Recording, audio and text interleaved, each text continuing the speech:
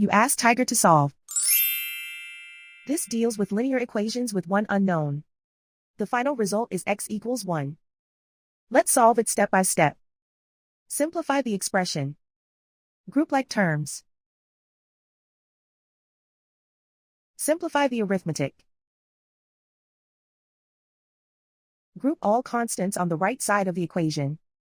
Subtract 2 from both sides. Simplify the arithmetic.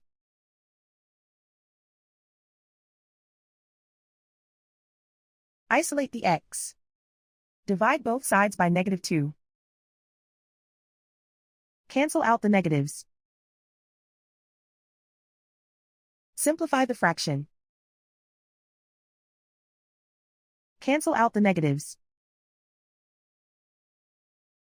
Simplify the fraction.